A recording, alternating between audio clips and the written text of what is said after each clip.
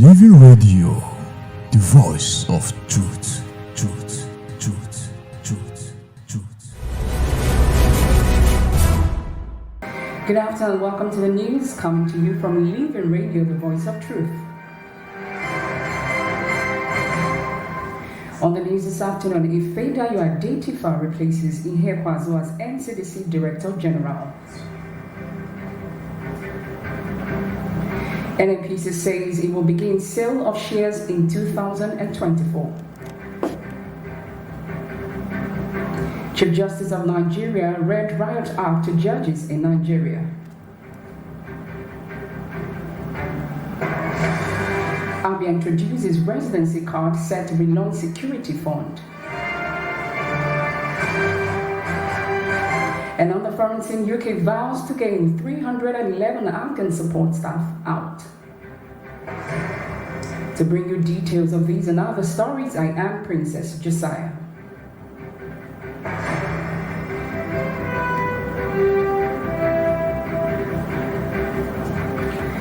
Now the news in full. As part of stringent measures to strengthen its internal security, Abia State has introduced insurance of residency cards to residents while it plans to relaunch the security fund. Speaking when he led other members of the State Committee on the launching of the State Security Support Fund and deployment of fund and insurance of residency cards on the sensitization and interaction visit to the NUJ Secretariat, Chairman of the committee, Oke Ihedioha, said this visit was to meet with members of the union. Ihedioha, who also is the permanent secretary in the office of the Secretary of the State Government in charge of special service, disclosed that the security of lives and property of residents should not be left to government alone, but should be assisted by residents through the security fund. He said the committee has already met with other interest groups in the state in its sensitization of the people on the need to identify with the initiative. Security advisor to the state governor, Captain Awabu Densi, said the primary function of government is the protection of lives and property of the citizens. Still in Abia State, Secretary of the Contact and Strategy Committee of the All Progressive Congress APC, Ikechi Emenike, has debunked claims that parallel Congress was held in Abia State, saying that it was a flight of fantasy to conjure up something that did not happen. Members of Abia's chapter of the APC had on Saturday trooped out in mass to elect party executives in all the 17 local governments of the state, which was supervised by the Honorable Sonny Goli-led 7-man local government committee sent by the Caretaker and Extraordinary Convention Planning Committee, CECPC. Speaking with newsmen on the outcome of the Congress, Emenike commended party members for the peaceful conduct of the Congress throughout the state, adding that the elected local government executives emerged through a democratic process which started from the ward level. The national leadership of the APC had scheduled the local government Congress, seen as the second stage in the process of installing new leadership structures from the ward to the national level. President Muhammad Buhari also approved the appointment of Dr. Ife Dayo Adetifa as the new Director General of Nigeria Center for Disease Control, NCDC. Senior Special Assistant to the President of Media and Publicity, Garba Shehu, disclosed this in a statement on Monday. Dr. Adetifa replaces former NCDC Chief Chikwe Ihekwazu, who recently got a new job as the Assistant Director General of Health Emergency Intelligence at the World Health Organization, WHO. Meanwhile, President Buhari has approved the setting up of a health sector reform committee to commence the development and implementation of a health sector reform program for Nigeria in collaboration with the state governments and the Federal Capital Territory FCT administration. President Buhari also named the new NCDC boss as a member of the committee. According to Shehu, the setting up of the committee is sequel to a health sector diagnostic review report developed by a consultant, Vesta Healthcare Partners, and the Federal Ministry of Health. Meanwhile, President Muhammadu Buhari has charged the new board of Nigeria's Southern Investment Authority to make more investments that support economic diversification. The president made the call while inaugurating the third board of the Nigeria Southern Investment Authority at the Presidential Villa, Abuja. He described the appointment of the 9-man board as a call to duty, action, and performance, adding that they were eminently qualified for the job. The authority to deliver benefits to all Nigerians. We must bear in mind that the National Economic Council, your governing council, and Nigerians as a whole will hold you accountable for this mandate. Periodically, you will be required to provide evidence of your stewardship at the convening council meetings where your performance will be assessed. The bar before you is very high, and all of us are counting on you to deliver. If you do, I assure you that the government and indeed all Nigerians will be unflinching in.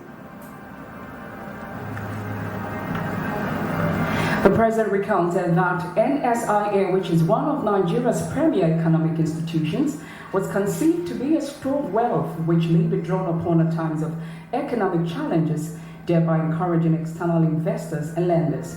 In her remarks, the Minister of Finance, Budget and National Planning, Zainab Ahmed, said from the base of position of $1 billion when the administration assumed office in 2015, NSIA now has around $3.5 billion in assets under management.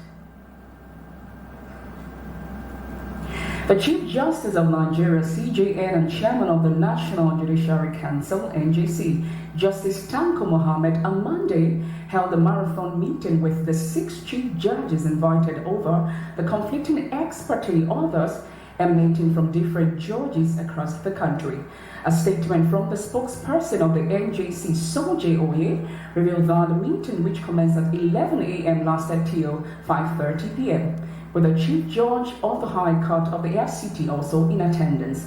He said the CJN first had a one-on-one interaction with the CJ of the FCT, Abuja, and then the CJs of Rivers, Kebbi, Cross River, Jigawa, Anambra, and Imo State. The Chief Judge of Delta was not present at the meeting. 3 of the judges who granted conflicting ex-parte orders have been invited to appear before the NJC to show cause why disciplinary action should not be taken against them for granting such orders. The statement was, however, silent on the identity of the affected judges. The University of Abuja says it will soon begin exploration of mineral deposits on its campus to boost the nation's economy and gross domestic product, GDP.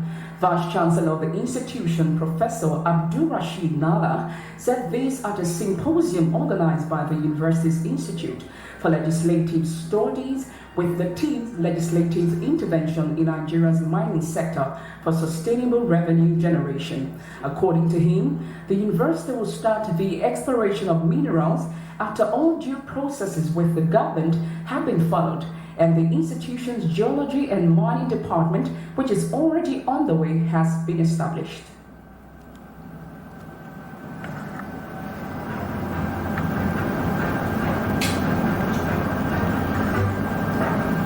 Also speaking, the director of the Institute for Legislative Studies, Professor Sharif Ibrahim, said a symposium aimed to drive an overhaul of the mining sector and its legislations in order to create a boom in the sector.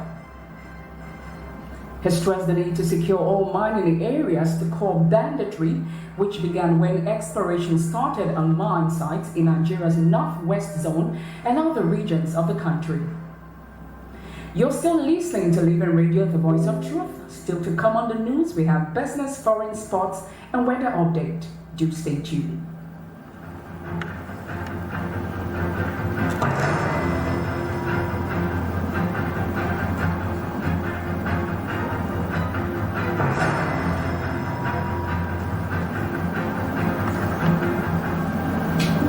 You're welcome back. Up next is business news.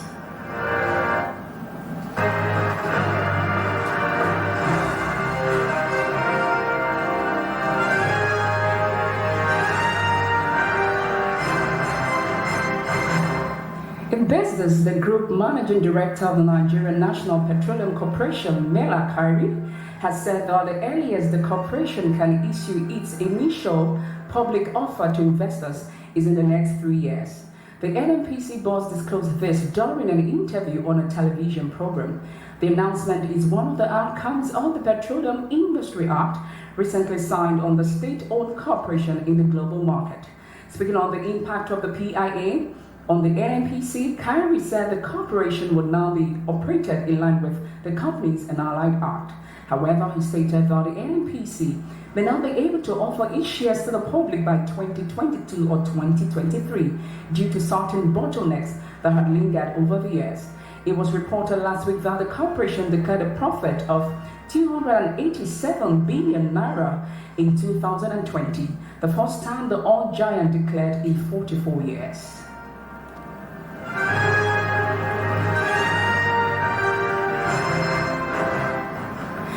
And on the foreign scene, Britain says it would do its utmost to rescue more than 300 Afghans who helped its armed forces but are now languishing under the new Taliban regime.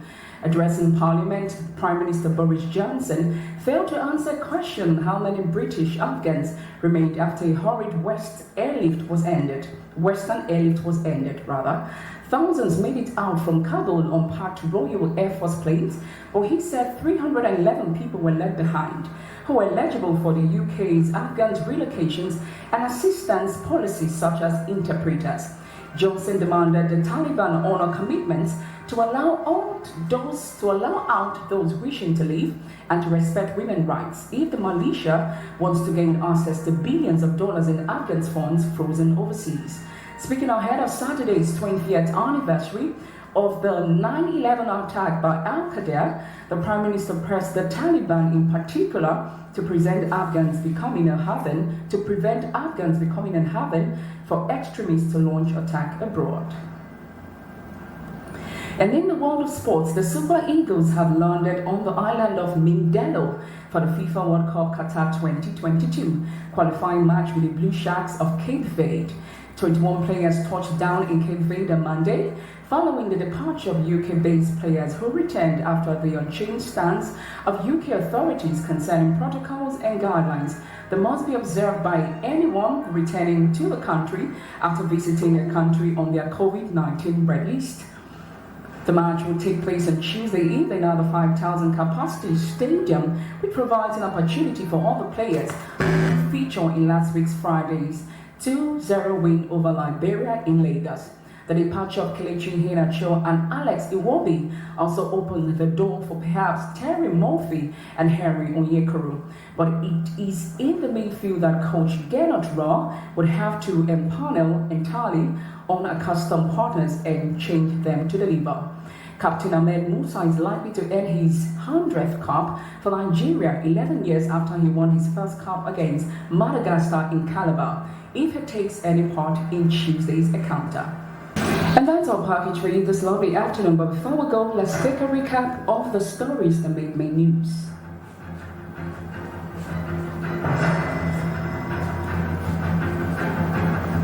You heard the news that President Muhammadu Buhari also approved the appointment of Dr. Ifedayo Adetifa as the new Director General of Nigeria's Center for Disease Control, NCDC. We told you that as part of stringent measures to strengthen its internal security, Abia State has introduced insurance of residency cards to residents while it plans to relaunch the state security fund.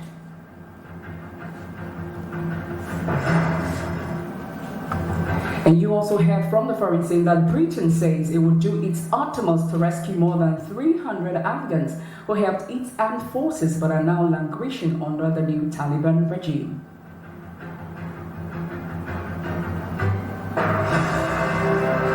And that was the news as edited by Chimex and DBC. For more information, please call us on 09096131768, 09096131768, Or you can join us on our live streaming on www.livingradio.com.ng, and also feel free to download our app from there. Join our Facebook page on Living Radio Aba and be a part of our conversation. Still remember, we're on Radio Garden. Find us Living Radio. Big thanks to the production crew and everyone helping out. I am Princess Josiah. Thanks for your time and have a beautiful afternoon.